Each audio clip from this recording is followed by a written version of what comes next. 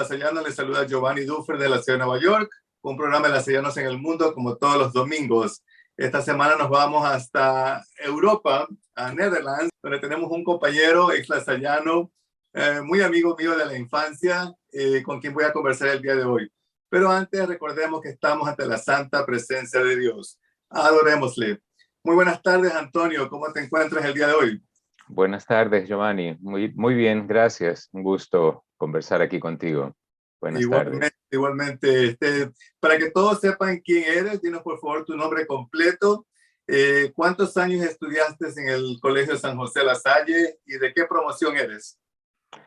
Ok, soy Antonio Perrone González. Estudié en La Salle durante 13 años, sin repeticiones, desde la preparatoria hasta el último año de secundaria. De la promoción 28. Nos graduamos en el año 76, enero de 1976. Muy bien. ¿De qué especialidad? Filosóficos sociales. Muy bien. ¿Fuiste a la universidad después de terminar el colegio? Fui después de terminar los estudios en La Salle, estuve en la Universidad Católica de Guayaquil estudiando ciencias sociales y políticas, originalmente con la intención de ser abogado, pero eso se fue quedando un poco en el camino, llegué hasta la licenciatura y luego me dediqué a otros temas profesionales, ¿no? Muy bien. ¿Dónde vives ahora? En Países Bajos, en Utrecht, que está ubicada aproximadamente a 30 minutos en tren de Ámsterdam. Es la cuarta ciudad en Países Bajos en cuanto a tamaño. No es una ciudad muy grande, tiene menos de 400.000 habitantes, pero sí ha sido históricamente muy importante también en todo el contexto, ¿no? Era la más importante de Países Bajos hasta el siglo XVII, cuando Ámsterdam fue ocupando ese espacio, ¿no? Pero es una ciudad muy hermosa y muy importante históricamente también. Muy bien. Y no está lejos, de Ámsterdam. 30 minutos en tren no es nada. Sí, casi nada está lejos acá, realmente es un país muy pequeño, ¿no? Entonces, Claro, todo está claro. relativamente cerca y muy bien conectado, además, eso lo hace también más fácil, sí. Yeah, por supuesto. ¿En qué año te fuiste para allá? Estoy acá, pues, radicado desde el año 2015, son ya casi 7 años que he estado Ah, acá, ¿no? Entre idas y venidas también, sí. ok. ¿Y Ujú. antes del 2015 estabas todavía en Ecuador o en otro país? No, estaba en Ecuador, estuve viviendo en Ecuador prácticamente toda mi vida con pocas excepciones, algún tiempo que estuve en la Florida, pero mi vida ha sido principalmente en Ecuador, algunos años en Quito también, pero principalmente en Guayaquil. Ok. ¿Y qué te hizo mudar para Netherlands? Como se llamaba antiguamente Holanda, para los que se les hace más fácil entenderlo. Sí, bueno, realmente se sigue llamando Netherlands, el país, No, no, el no, nombre. Netherlands, estoy diciendo Holanda, que antiguamente creo que era Holanda. No realmente, nunca se llamó. Hay un poco de confusión en eso, Ajá. pero el tema viene porque Países Bajos tiene dos provincias, que son la provincia de Holanda del Norte y Holanda del Sur. Y un poco por una serie de cuestiones de traducciones y demás, pues se fue quedando el tema de Holanda, pero el país ha sido siempre Países Bajos o el Reino de los Países Bajos, etcétera, ¿no? Holanda realmente no existe como país. Es, digamos, una traducción errónea de algún modo, ¿no? Sí, en inglés se lo llama también Netherlands, en español generalmente decimos Holanda, pero lo correcto sí es Países Bajos. Y Holanda, pues como dije, son provincias del país. Así que con ese me regreso a cuál era el comentario antes de pasarnos al tema del nombre del país. Ok. ¿Qué te hizo irte a vivir para Ok. allá? ¿Cuáles son los motivos? Bueno, algunos temas, no sé, yo había estado anteriormente por razones de trabajo y me agrada mucho el país, su cultura, su organización, sus facilidades y demás. Pero en todo caso, lo que en su momento actuó para decidirme a moverme para acá fueron motivos de estudio, porque después de muchos años de haber estado trabajando en el sector turístico, como te dije antes, había terminado ya mi licenciatura, me dediqué a trabajar en turismo y en algún momento decidí que quería estudiar turismo formalmente, que es algo que no había estudiado, sino que lo había hecho sobre la práctica y cursos, lógicamente, pero me resultaba interesante explorar otros aspectos de la actividad, ¿no? Entonces, buscando programas interesantes de turismo para hacer una maestría. Lo encontré acá en Países Bajos y esa fue la razón por la cual originalmente me mudé ya en el 2015 a hacer una maestría en Wageningen, que es otra ciudad pequeña pero importante también por la universidad que tiene, y que tenía este programa que, a diferencia de la mayoría de programas de maestrías en turismo que suelen ser enfocadas a management o marketing, este estaba enfocada un poco más a investigación y a temas de desarrollo sostenible, de cuestiones ambientales, ¿no? Entonces, un poco más su problemática social, ambiental. Y vine originalmente pues para hacer este programa de estudios que tomó 2 años, lo concluí.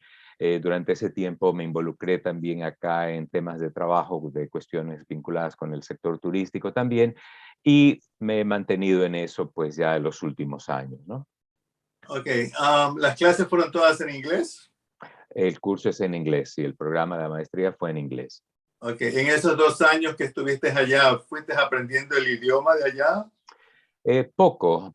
He tenido algunas iniciativas, todavía no puedo decir que lo hablo realmente, pero porque por un lado tienes la facilidad o el problema de que casi todas las personas te hablan en inglés, entonces técnicamente no necesitarías aprender el idioma, pero cuando ya estás viviendo siempre es conveniente pues conocer el idioma del lugar en el que estás.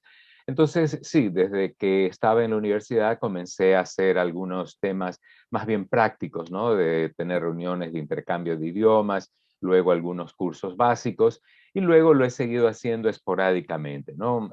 Podría decir que sí, he avanzado un poco en ciertos aspectos, pero sigue siendo bastante difícil mantener una conversación en holandés, ¿no? Ok, entonces tuviste la oportunidad de, bueno, viviendo allá, pues como tú dices, hay la oportunidad de practicarlo, ¿no? El holandés me imagino que es un idioma un poco difícil para nosotros.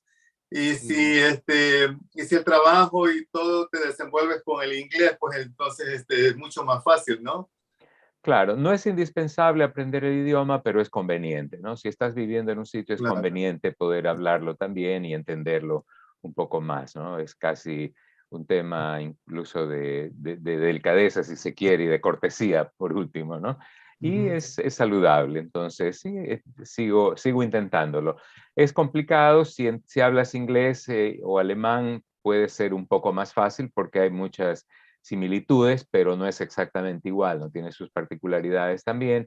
Entonces Ujú. sí, es un poco complejo, pero es interesante. Ahí estoy intentando todavía. En cuanto a los trámites para quedarte a vivir legalmente en el país, ¿cómo hiciste el papeleo? ¿Ya tienes residencia? Yo soy además ciudadano europeo, soy ciudadano italiano por el lado de mi abuelo, por mi padre. Ok. Entonces, pues eso lo simplifica bastante, ¿no? No Ujú. necesito más trámites que eso realmente, ¿no? Ok. Entonces ya tú viajaste con tu pasaporte europeo. Correcto, correcto. Ok. Eso facilita muchísimo las cosas. Sí, sí, definitivamente. Ujú. Muy bien. ¿Qué es lo que más recuerdas de tu niñez de San José y Mm. de tus épocas de estudiante? Muchas cosas, ¿no? Supongo que es difícil precisar algo en concreto, creo que son muchas cosas, ¿no? Los primeros años, después de haber pasado 13 años en el colegio, quedan algunas imágenes, los compañeros, lógicamente los más antiguos, ahí es interesante porque hay algunas caras de esas que uno ha visto desde los primeros años, ¿no? Otros fueron sumándose poco a poco durante la primaria, durante la secundaria, pero hay unos cuantos que sí están en esos recuerdos más remotos de los primeros días de la preparatoria, ¿no? Por otro lado, lógicamente, creo que tuvimos la suerte de estar en un edificio impresionante, ¿no? Entonces tiene espacios también que supongo que como niños de alguna forma impresionan y se van quedando en tu mente, ¿no? Esa escalera para subir hacia por la entrada principal hacia los pisos altos el mismo paso, tal vez recuerdas, por la sala del museo cuando íbamos hacia las aulas en la parte más alta. Entonces, la terraza donde no era muy factible visitar, tenías que escaparte para llegar a ver un poco cómo lucía el colegio desde arriba. Entonces, sí, esos Claro. espacios son realmente parte de esos recuerdos agradables y lógicamente, como digo, los compañeros y la familia también, que estaba también muy cerca y alrededor de uno en esos momentos, ¿no? Ujú. Claro, de todo eso hay. ¿Qué recuerdos te trae la Cruz Roja? Bueno, eso tú ya lo conoces, ¿no? Obviamente, mi madre era una activa voluntaria de Cruz Roja y fue durante muchos años directora del área de juventudes de la Cruz Roja del Guayas, de la provincia del Guayas. Entonces, de alguna forma, estuve viendo muy de cerca, ¿no? El trabajo que ella hacía con sus grupos de trabajo, con los voluntarios, con las actividades que realizaba. Era una persona muy dinámica y realmente mantuvo ese dinamismo y ese espíritu de servicio hasta el final, ¿no? Y creo que eso también es un poco parte de esos aprendizajes que te van quedando, ¿no? La posibilidad de servir siempre es un privilegio cuando eventualmente tienes la posibilidad de hacerlo. Entonces, organizaciones que están dedicadas a esto, pues tienen mucho mérito en cuanto a lo que representan como apoyo en diferentes aspectos. Lógicamente, cada persona, cada organización lo hace en función de su vocación, de su disponibilidad, de sus capacidades, pero siempre es interesante y oportuno tener esos ejemplos cercanos para poder de alguna forma aprender de ellos, ¿no? Por supuesto que sí, yo tengo muy buenos recuerdos de eso, porque también me involucré, como tú puedes recordar, al grupo de voluntarios que trabajábamos con tu mami en la Cruz Roja. Y lo que más se me quedó grabado en mi memoria y que se va a quedar ahí para toda la vida es cuando tuvimos la oportunidad de ir a la cárcel a visitar a los presos. Fuimos un grupo y para darles apoyo, darles, aún siendo jóvenes, eh, tratar de animarlos, conversar con ellos y llevarles, muchos querían, me acuerdo, cuadernos o lápices para escribir, unos libros creo que también les llevábamos y fue una experiencia muy interesante, ¿no? Como te digo, para a la edad que teníamos, porque éramos bastante jóvenes, sin experiencia, sin embargo, ya tener este tipo de contactos con los menos afortunados en la sociedad es algo que te marca para toda la vida y es algo que yo nunca podré olvidar. Así que mis recuerdos más gratos para tu mami en ese sentido. Gracias, gracias.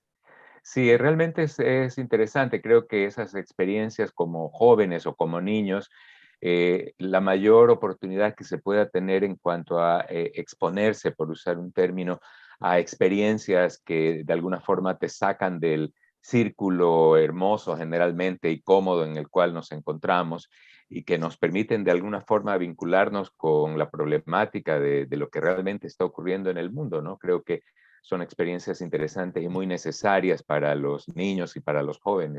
Así es, así es. Bueno, hablemos un poquito. Me contabas que, porque van a haber muchos que al comienzo yo dije la oración, recordemos que estamos ante la santa presencia de Dios y yo contesté, adorémosle. Tú no contestaste si el motivo es porque me explicaste antes de la entrevista que no eres creyente. ¿En qué crees ahora? ¿Qué pasó? ¿Cuándo fue el cambio de tu vida en el aspecto religioso? No podría decir un cambio que ocurrió por un hecho determinado. Yo pienso que fue más un hecho gradual, ¿no? Y creo que ocurrió a muy temprana edad, posiblemente ya en los últimos años del colegio, ¿no? Y fue básicamente, creo que un producto de razonamiento, de lecturas, y me llevó a mí a un espacio donde me decidí que era mis creencias realmente no iban en esa dirección, ¿no? Lo cual no implica que no las respete totalmente. Creo que todos los seres humanos tenemos el derecho y la obligación de encontrar fuerza en donde lo creamos. Algunos la encuentran en sus motivaciones personales, otros en sus cuestiones artísticas, otros en la cuestión religiosa. Para algunos no será válido poner esos diferentes temas en un mismo nivel, pero yo lo veo así. Creo que cada uno pues tiene que encontrar dónde cree encontrar al menos la fuerza para poder encarar el mundo y dar lo mejor que se pueda, ¿no? Y eso se puede hacer desde cualquier religión también, porque Creo que parte del razonamiento que me fue llevando a esta conclusión de considerarme un no creyente o un no practicante es que creo que todas las religiones en esencia tienen algo válido. Por lo general, todas las religiones coinciden en ciertos temas esenciales como el respeto a la vida, el respeto al otro, etcétera, y luego se van alejando a medida que nos detenemos ya en la parte ritual, si se quiere. Entonces, creo que en esencia todas las religiones tienen lo que se necesita, cada uno tiene el derecho de escoger la suya. Uno de los razonamientos que tal vez me llevó a mí a esa posición es que siempre me ha parecido muy ilógico que en algunas religiones que normalmente siempre se parten de este respeto y de predicar el amor y demás, en algún momento casi todas las religiones se han visto tentadas a tratar de imponer su verdad a las otras religiones y los no creyentes son considerados como objetos de persecución o cosas por el estilo. Entonces, pienso que eso le quita valor a esa parte formal, si se quiere, pero no le quita valor a la parte esencial, que es lo que cada uno encuentra dentro de sí mismo en cuanto a creer y en cuanto a los principios y valores sobre los cuales te vas a basar en tus relaciones con los demás también, ¿no? Ok, muchísimas gracias por esa explicación. ¿Cómo tú te identificas? ¿Como ateo, agnóstico o qué otro nombre tú podrías decir que está? ¿En qué etapa estás tú en esa? No, no lo considero una etapa, realmente fue una conclusión. No, no me inclino mucho a ponerme un determinado membrete porque a veces un término tiene implicaciones que tal vez a lo mejor ni siquiera esté completamente consciente de ellas, pero si tuviera que escoger algo, serían dos términos. El uno es agnóstico porque no creo estar en posición de entrar a argumentar con un creyente o probarle a a un creyente que esté equivocado. Yo no estoy en esa posición, ni es mi misión, no me toca. Por lo tanto, no opino siquiera sobre eso, ¿no? Puedo opinar sobre lo que yo creo y en mi creencia pues hay efectivamente preguntas a las cuales es muy difícil responder. Algunos van a encontrar sus respuestas en la religión, otros en la filosofía, otros simplemente vamos a aceptar que es muy difícil encontrar siquiera alguna respuesta. Y por otro lado, otra posición que suena un poco contrapuesta, si se quiere, pero la posición del panteísmo, que es una posición que algunas otras religiones también adoptan, creo que también es válida. El panteísmo implica un poco esta presencia de la divinidad, no está en un solo ser o en un solo lugar, está en todo. Está en la naturaleza, está en las personas, está en los animales, en las plantas. O sea, todo eso es una manifestación de esa energía vital por la cual estamos nosotros acá.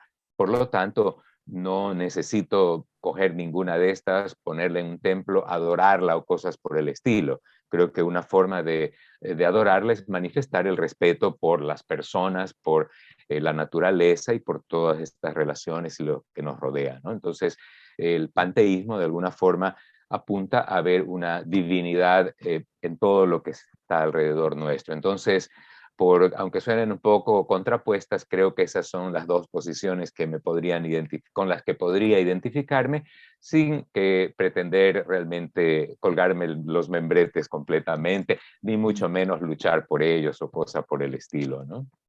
Ok, muchísimas gracias por esa explicación. Entonces, ahora trabajas en lo que estudiaste en el turismo.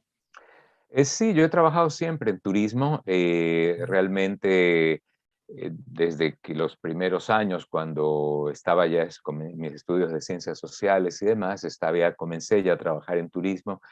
He trabajado en diferentes áreas, en sector público, privado, como empresario, etcétera, como profesor y demás. Y con el tema del turismo, creo que algo que me resultó interesante justamente es haber seguido en esa línea, pero poder mirarlo desde diferentes lados, ¿no? Entonces, la problemática es la misma, pero tiene muy diferentes perspectivas cuando la miras desde el lugar del empresario, a mirarla desde el sector público o desde la universidad, por ejemplo, ¿no? Entonces, Yo he estado siempre en esta línea, a veces en más de una posición simultáneamente, y actualmente sigo en el tema del turismo, pero el enfoque está en un aspecto un poco amplio. Lo que yo estoy haciendo está enfocado a la gestión del turismo sostenible. El tema de la sostenibilidad es un tema muy de moda, un poco manoseado también, si se quiere. A veces se lo utiliza como un cliché, como una cuestión sin mucho sentido de contenido, pero creo que es una propuesta muy válida, ¿no? El tema de la sostenibilidad pues implica básicamente el poder manejar las cosas de la mejor forma posible. Y en el caso del sector turístico esto es muy importante porque en turismo se trabaja con elementos que no controla el sector turístico. Un operador turístico trabaja con la ciudad, con la seguridad, con la higiene de la ciudad, con las facilidades de comunicación, con las facilidades de las vías de acceso, es decir, temas que no se controlan desde el sector, pero al mismo tiempo se está afectando a esos sectores, los recursos naturales, el impacto que hay en las comunidades, que es muy diferente el impacto en una comunidad urbana a una pequeña comunidad rural en la Amazonía o en la costa ecuatoriana, etcétera. Entonces, el tema de los impactos del turismo es muy importante porque así como puede generar impactos negativos, también tiene una gran capacidad para generar impactos positivos. Entonces, el tema es cómo lograr ese equilibrio donde los impactos positivos del turismo realmente puedan potenciarse al máximo y los efectos negativos puedan controlarse. Entonces, el enfoque de sostenibilidad en turismo va básicamente alrededor de eso y mi trabajo actualmente irá alrededor de esto, específicamente en temas de certificación en sostenibilidad turística, tanto para turoperadores como para destinos turísticos. Y básicamente eso es lo que alrededor de lo cual gira mi trabajo actualmente, ¿no? Tratar de generar, apoyar a los destinos o organizaciones que están en proceso de acreditarse en sostenibilidad turística. Ahora que ya está pasando la pandemia, el COVID, hay muchos casos que están subiendo, pero mayormente ya el mundo se está normalizando. ¿Ha vuelto esta industria del turismo otra vez? ¿Ya está despegando? ¿Ya está normal o todavía no? Sí, no, no se puede decir que esté normal como era antes, si es que podemos considerar normal lo que ocurría antes también, ¿no? Porque ese es otro tema de debate. Hay muchas cosas. Cuando ocurrió la gran crisis de la pandemia, había ya, sobre todo en ciertas ciudades, en Europa, en Barcelona, en Venecia, ya había estas reacciones negativas acerca del exceso del turismo, del cómo puede afectar a una comunidad, a su lugar de vida, etcétera. Entonces, hay muchos aspectos que ya estaban cuestionándose. La pandemia obligó a un paro total, no deseado, lógicamente, y no planificado, que toma a muchos por sorpresa. Se ha ido retomando la actividad ya en este año, pues todavía, como probablemente conoces, hay países que todavía se van abriendo, van eh, eh, suavizando las restricciones de ingreso, etcétera. Entonces, sí, se podría decir que se está retomando el ritmo normal. Con mayor o menor diferencia según los destinos, se está retomando una cierta normalidad, pero también ha sido un momento oportuno para ciertos destinos poder reflexionar acerca de cómo quisieran que el desarrollo turístico ocurra en esos destinos, ¿no? Porque el turismo, como toda actividad humana, puede ser una actividad capaz de generar mucho impacto negativo. Muchos años se hablaba siempre del turismo como esta industria sin chimeneas, se solía decir como una actividad pura, virginal, que no te hace ningún daño, todo lo que hace está bien, y no es así. El turismo puede generar impactos muy fuertes, ¿no? Y sobre todo tal vez de los más visibles en el aspecto ambiental también. Entonces, en este punto, muchos destinos y muchas organizaciones han aprovechado para repensar eso, ¿no? No todos, lamentablemente, pero lo puedes ver en Países Bajos, por ejemplo. Ámsterdam es una de las ciudades que ha tenido muchos problemas por el tema este de sobrecarga turística, y en el último año, el último par de años, la municipalidad de Ámsterdam ha estado haciendo exploraciones y propuestas de manejo para que las cosas sean un poco diferentes cuando las actividades retomen su ritmo normal, ¿no? De modo que se generen, como había dicho antes, se potencien los beneficios de la actividad, pero se logren tener bajo control también los problemas que el turismo puede causar en los destinos, ¿no? Entonces sí, es un momento oportuno para tratar de reflexionar y tratar de cambiar aquello que pueda cambiarse para mejor. Qué bien, muchas gracias por habernos contado esa partecita que muchos de nosotros que no estamos dentro de la industria no sabemos, no tenemos idea de de cómo se manejan este tipo de cosas, ¿no? Así que muy amable. ¿Viajas a Ecuador de vez en cuando? Sí, estuve hace un mes aproximadamente regresado de Ecuador, estuve algunos meses allá, siempre es un gusto estar, efectivamente. Anteriormente fue difícil, pues porque los 2 años de pandemia, pues no podíamos prácticamente movernos, ¿no? Pero Claro. sí, trato de ir con una cierta regularidad, ¿no? No tanto como quisiera, pero sí, sí lo intento y siempre está en mis planes. Ujú. ¿Toda tu familia está todavía en Guayaquil? Sí, una buena parte, no todos. Algunos viven en Estados Unidos, una parte todavía en Ecuador, y sí, pero así de alguna forma nos organizamos siempre para reunirnos también, ¿no? Y ahora, lógicamente, con la tecnología actual nos da la sensación de estar más cerca, más fácilmente, ¿no? Entonces, sí, ya estas herramientas tecnológicas realmente cambian mucho la percepción de distancias y de nostalgias también, si se quiere, ¿no?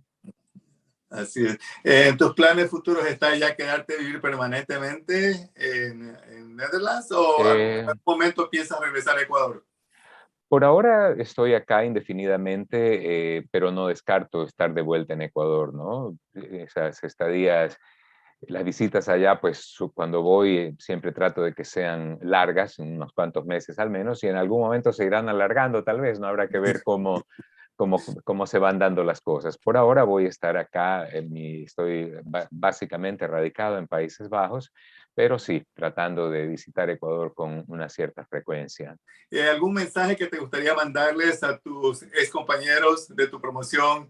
Y también me gustaría que les des un consejito a a los muchachos que se están graduando y quieren salir del país. Siempre les pregunto eso. Desde tu punto de vista, ¿tú apoyarías a los que quieren salir del Ecuador a radicarse en otra parte? Bueno, para los excompañeros siempre un saludo muy afectuoso, los conservo siempre en mi mente y en mi corazón con mucho afecto, ¿no?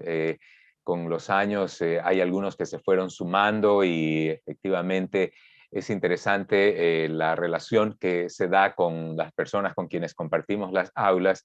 Es una relación muy especial porque a pesar de que no nos veamos por mucho tiempo y luego a veces incluso conversemos poco, pero cuando nos encontramos hay una cierta conexión que nos permite vivir algo que compartimos, ¿no? Una parte de nuestra vida que compartimos donde las prioridades y las urgencias eran totalmente diferentes. Entonces, es interesante y es muy agradable tener personas con las cuales se comparte ese tipo de sensaciones. Entonces, para ellos un saludo afectuoso, básicamente, deseando lo mejor. Yo de alguna forma me mantengo al tanto de las actividades, participo en algún grupo de WhatsApp, no soy activo ni estoy hablando mucho, pero estoy al tanto de las conversaciones y de lo que se da. Entonces, de alguna forma, sigo también. Entonces, para todos mis compañeros y amigos, pues los mejores deseos, ¿no? Con muy buenos recuerdos y con mucho afecto, los mejores deseos para todo lo que está por venir.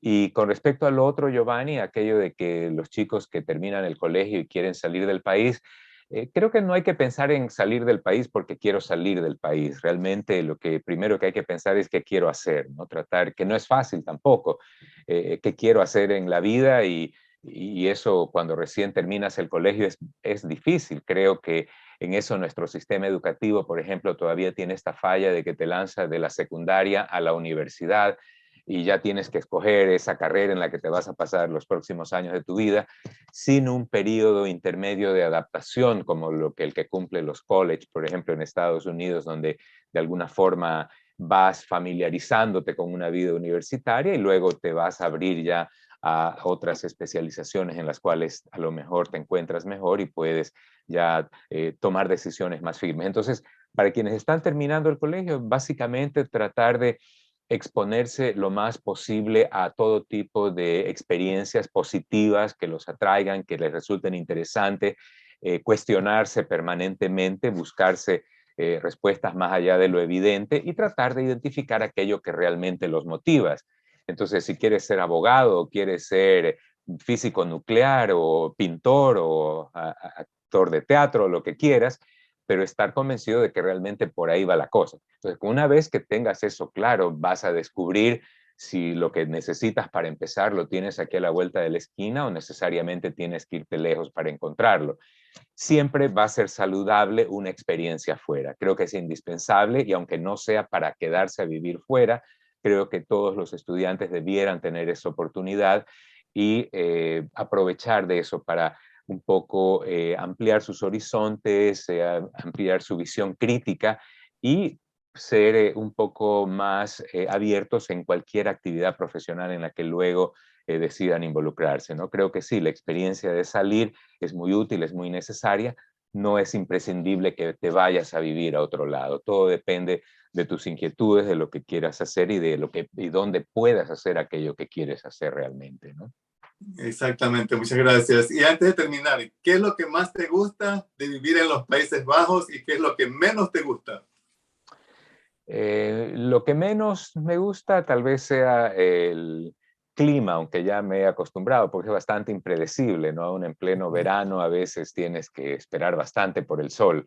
Entonces eso puede ser uno de los puntos más críticos acá. ¿Y qué es lo que más me gusta?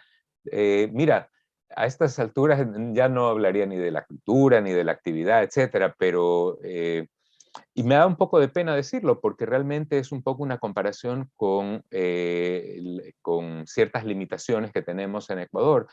Y son temas básicos como poder salir a las calles sin miedo, sin la preocupación extrema por la inseguridad. Yo sé que, y esperemos que sea un tema coyuntural de lo que se está viviendo en el país y que mejore pronto, pero es un tema clave, es básico. Entonces, el hecho de poder salir a la calle sin sentir miedo, sin sentir preocupación por una violencia que te acecha o que te agrede, eso es una gran diferencia y eso es muy bueno.